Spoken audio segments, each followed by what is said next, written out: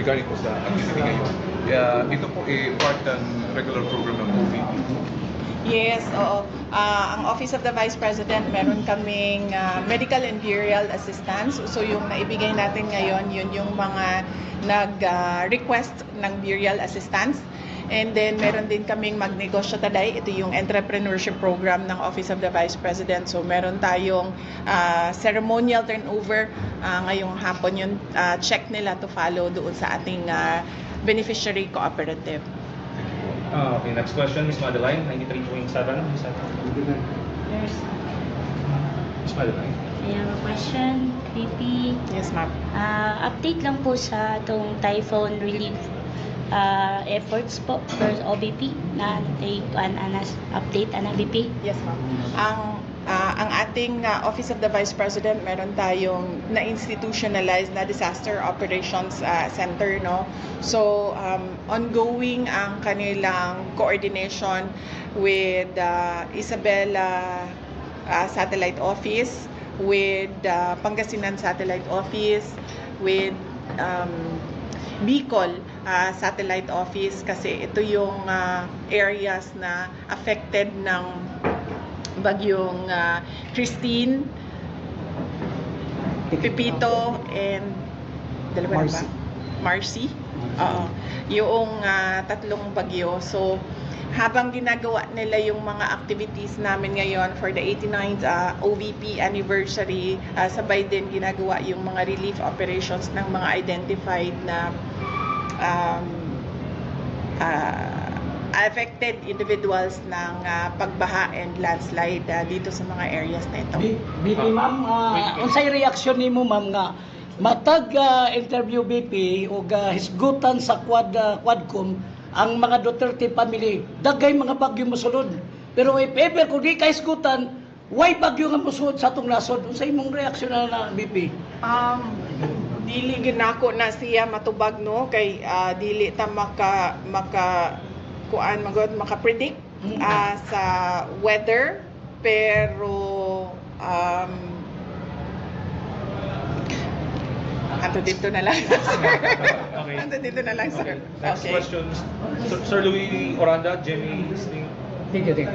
Yes, BP Inday, magandang hapon po. Sa pagpalo kong katalungan dito.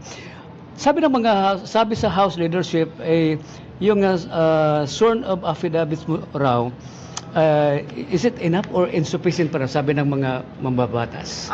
Well, sabi nila insufficient daw and hindi nila tanggapin. So hindi na rin ako nagsabit. Hindi na rin ako nag-aksayang gumawa pa ng affidavit. So padayon lang sila sa ilahang gibati. O padayon lang po ang bagyo sa ilaha, ang bagyo sa pag-agi din sa ato. Wala po lang BP Inday. Atin po ba kayo sa next hearing? Well, it remains to be seen, sir, no, sa pagkakaroon case-to-case basis may kung depende kung kinsay dunay madawat na invitation, depende po sa desisyon sa tao. Wala ko nagapugos sa mga OVP personnel nga mo attend, wala po ko nagsulti sa ilaha nga ayaw attend. Ang ako agyong permi ginasulti sa ilaha, kinahanglan magdesisyon mo, kinahanglan pahibalun mi sa inyong desisyon para kibalun mi kung unsa ang amo ang matabang para sa inyong Okay, next question, Sir Alex, PNA.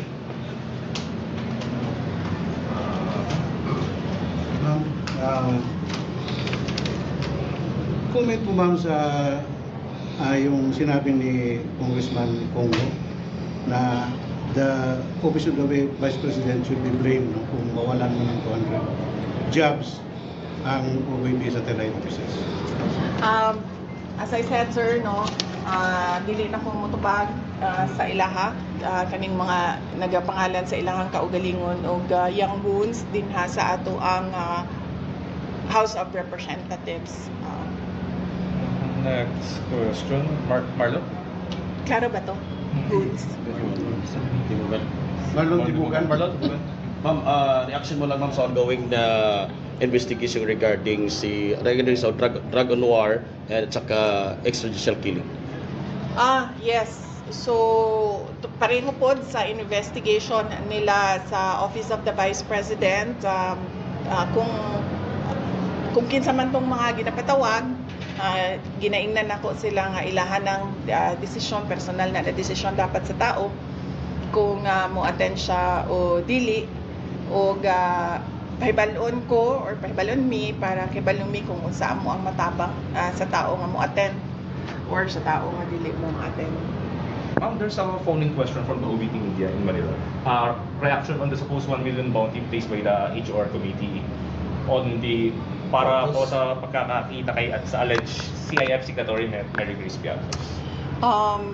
I have no comment on that, no, because I've not seen the acknowledgement receipt na kanilang sinasabi, because basically lahat ng mga documents hindi siya dumadaan sa akin, dumidiretso siya sa SDO and sinasubmit siya sa ICFAO, yung office ng COA na gumagawa ng audit ng confidential funds. So hindi ako makakomment, lalong-lalo na hindi namin alam kung paano pinroseso ang pagbigay ng copies ng ARs or ng submissions namin sa COA to the House of Representatives, and sino ang nag-handle noong mga documents. Isa pang follow-up nila, Deputy Speaker David Suarez claimed that OVP is hiding Ms. Gina Acosta in Caraga, that's why there's an ongoing event here in Butuan. Well, alam naman ng lahat na it's the 89th anniversary of the Office of the Vice President, and hindi lang Caraga ang merong activities in relation to the anniversary, no. In fact, sa susunod na araw nasa Bukidnon kami for Southern Mindanao, Central Mindanao, and then nasa Lanao del Sur kami for Western Mindanao, and then for BARM, and then nasa Isabela City kami for Western Mindanao, and then meron din kami sa Cebu, meron din kami sa Leyte, meron din kami sa Ifugao. All these were planned and prepared last year when we proposed our budget in relation to our Thanksgiving activities, in relation to our anniversary. November 15 yung anniversary, pero before and after November 15, madaming activities ang Office of the Vice President. Next question, Sir Fred, please go net 25. Vice, latest survey po ng SW, nag-tie kayo ni Senator Tulfo at yung iba is kulilat talaga. May posibilidad ba na sa presidential election magtandim ang Senator Tulfo in reaction to ito? Sa pagkakaroon, sir, wala pa magugoy. Sa ngayon, hindi ko pa iniisip yung 2028 election dahil napakaraming nangyayari araw-araw. Hindi natin alam kung anong mangyayari bukas, at hindi ko alam kung tatakbo ba ako sa 2028. Pero sa lahat ng mga nagtatanong simula noon hanggang ngayon, sinasabi ko sa kanila, I think for a presidential candidate, the perfect time to decide would be December of 2026, the year before filing ng candidacy, assuming automated siya, filing of candidacy sa 2027. Yun siguro yung perfect time para sa mga kandidato na mag-decide kung tatakbo sila. Next question, Sir Glenn. Magic FM. VP Inday, anong mangyayari sa 200 na mga personnel if ever matuloy na mawalan sila ng trabaho?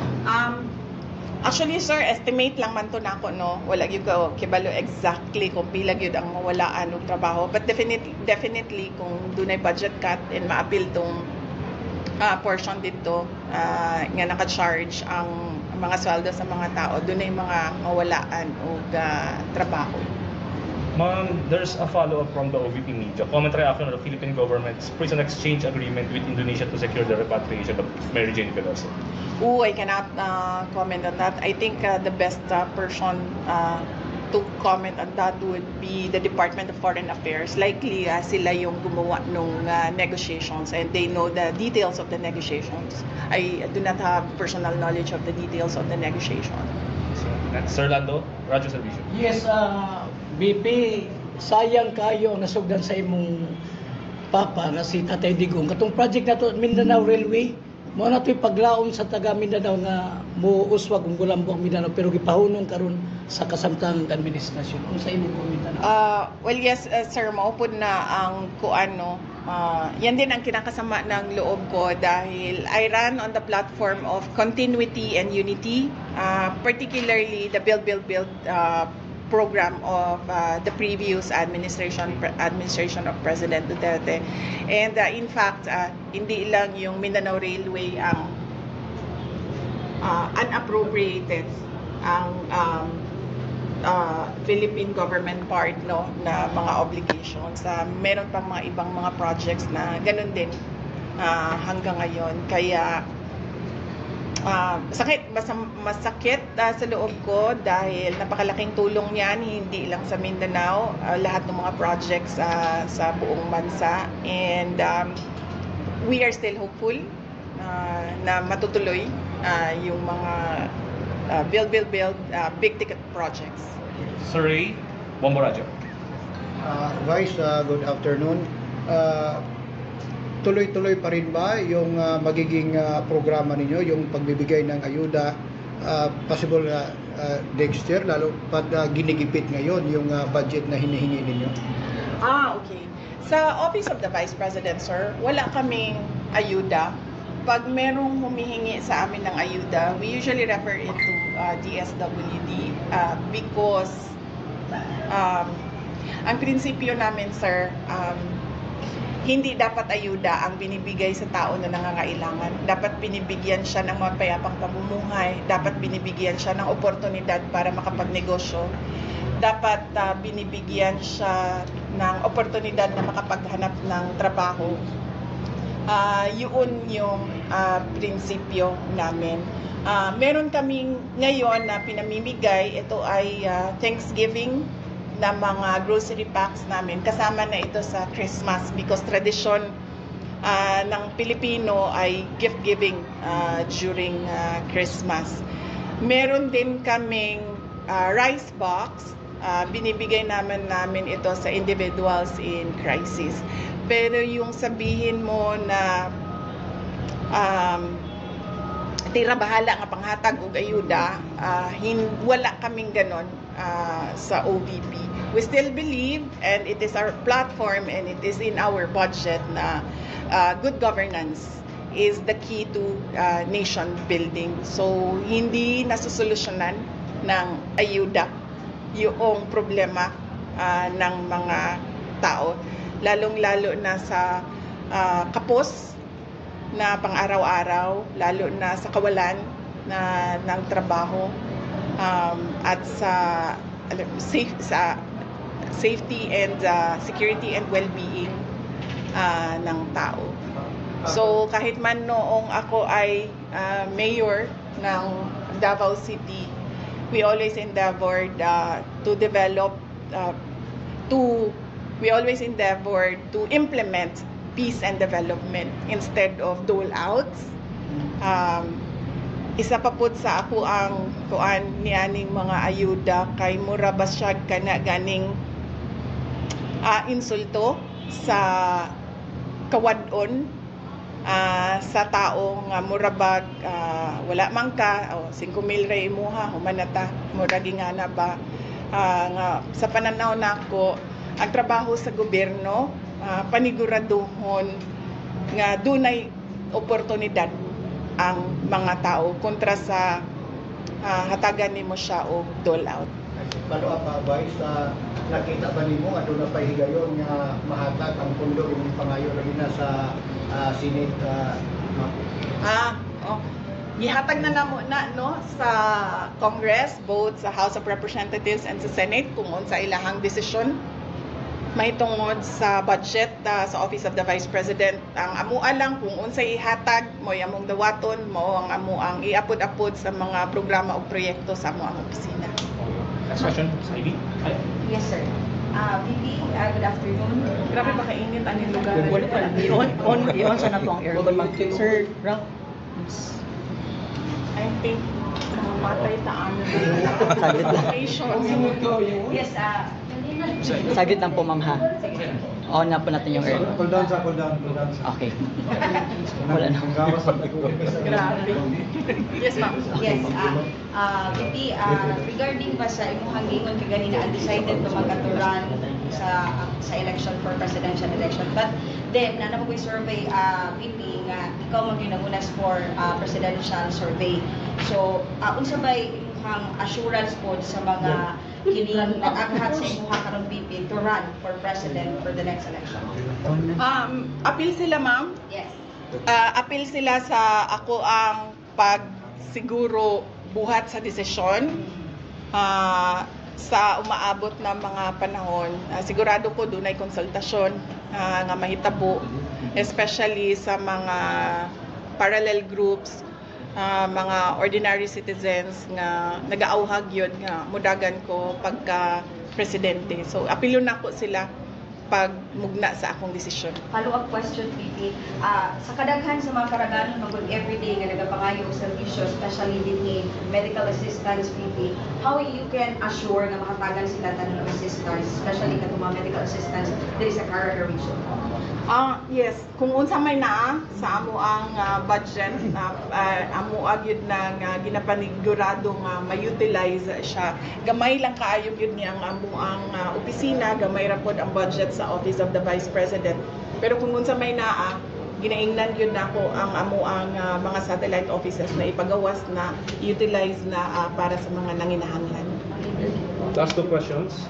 Miss Jonji, Power Radio. Jonji, yes, Inday VP. Yes, sir. Good afternoon. Vice, dako kang kalta sa atong budget, no, for next year. What will happen sa atong mga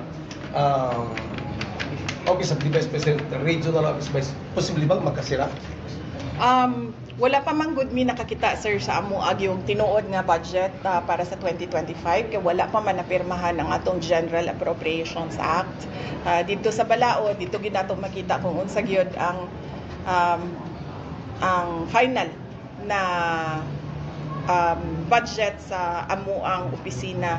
Once makita nato to, mahibalo ta kung unsa ang ato ang mga buhaton, unsang mga programa o proyekto atong pagamyon, unsa ang ato ang mga programa o proyekto na i-collapse o isarado, nagahulat ta sa GAA nga ginatawag nato ang appropriations budget nato. Alam lang, Vice, regarding aning kritiko ng mga congressman nga gadupikit na kuno ang Office of the VP sa mga program projects sa atong government agencies. Yes, dito manggod sa ako ang pagsugod no sa ako ang termino isip Vice President, doon naman ko ko'y oath nga buhat, no? Dito sa oath, kung makita ninyo, ay execute and implement laws and na ako sa executive department, kauban ako ang ato ang Pangulo. So, but pasabot, nakabutang po dito na I will protect and defend the Constitution. But pasabot, tanan tong mga nakabutang dito sa Constitution na kinahanglan buhaton sa atong gobyerno, mao to siya ang ako ang gi-oath. Dili siya nato masulti nga duplication tungod kay ang isa ka ahensya sa gobyerno, kung dunay moduol nga tao nga nanginahanglan, dili siya pwede miingon og dili ko motabang sa imo, ha. So ang mga tao naanad naman silang no nga dunay medical and burial assistance ang Office of the Vice President kay dili lang man na karon nagsugod man na siya sa termino ni Vice President Noli De Castro. Siya gyud ang nag-una na paghumangi padayon siya sa mga lain pang nisunod na Vice President.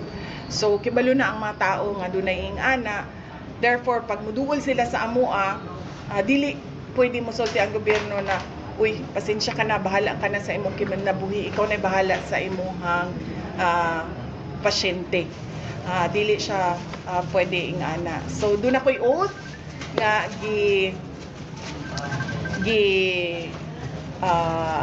undertake na dito sa ako ang oath nagtanan nga naa sa constitution nato kinahanglan gampanan sa isa ka Vice President. Final Therefore, question. Sorry. Therefore, dili ko pwede mo dili sa mga tao nga nangayo og tabang. Sir, singit lang po, regarding po sa katatapos lang na turnover ceremony, ano po ang iilan sa mga batayan para ma-qualify as beneficiary ng magnegosyo talaga? Ay, yes ma'am. Doon na tayo guidelines ma'am para mag-apply ang ato ang mga associations, ato ang mga cooperatives, and even individuals no pwede mag-apply sa magnegosyo taday. Mag-anhi lang sila sa ato ang satellite office kung taga dinhi sila sa Caraga or Northern Mindanao dinhi sa Butuan City. Tapos kuhaon nila tong mga requirements nato para mag-apply sa grant, financial grant, and i-process na namo siya. Final question, Sir Ting. Okay, ma'am, what is your biggest the biggest challenge karon as Vice President sa Pilipinas? Actually, ang ako ang mga kauban sa Office of the Vice President kay kung makita ninyo, luoy gid kaayo sila sa pag-persecute sa ako sa pagbukod sa ako sa pagdaot sa ako ang pangalan, naapil ang ilahang trabaho, naapil ang ilahang pangalan. And maluoy ko tungod kay, as I said, ako politiko man ko, mga politiko gubaon magyud na imuhang pangalan because there's a race, no? So para makalamang ang kalaban, mandaot yun na sila og ilahang kakompetensya sa politika. Pero kani mga kauban nako sa Office of the Vice President, dili ni sila mga politiko, dili pud sila mga political officers. Naanad lang yun ni sila nga magtrabaho. Mao man gyud na ang amuang delineation din sa opisina. Ako ang politiko, sila ang magtrabaho sa panggobyerno. That is the reason also nga no bawal gyud ang mamolitika diri sa amo ang mga satellite offices and even sa amo ang central office because there's a standing order na ako lang ang politician, silang tanan, serbisyo lang ang ilahang buhaton. So mao na siya ako ang biggest challenge karon kay pirmi ko maghuna-huna paunsa ko makatabang sa ilaha and pirmi ko maghuna-huna nga maluoy ko sa ilaha nga nadaot ang ilahang pangalan ug ang ilahang reputasyon niya, dili baya basta-basta nang ingana no kay tungod ang tao ba ano wala kay bahandi, wala kay laing kana ganing treasure kundi ang imuhang pagkatawag ang imuhang pangalan. Mabisag sige kag na ma'am, pero unsa may sikreto sa Vice President nga guwapa magigihapon kayo? Basta termina ko na siya ginasulti sir no sa tanan kung asa man ko moabot ginasulti ginako na basta Pilipina guwapa gyud na. Tungod kay ang atuang nasod nakaproduce ta og upat ka buok Miss Universe. Sa Miss Universe lang na ha, do na pay laing mga kompetisyon nga do na pud day mga nidaog. So, walay question sa world-renowned beauty of a Filipina. Ma'am, lastly ma'am, imong Christmas greetings ma'am for Caraga Region. Yes, oo. Naghinaot ko nga malipayon ang celebration sa Pasko sa ato ang mga kaigsuunan dinhi sa Caraga ug sa Northern Mindanao. Bahala na dili garbo, bahala na dili dako, bahala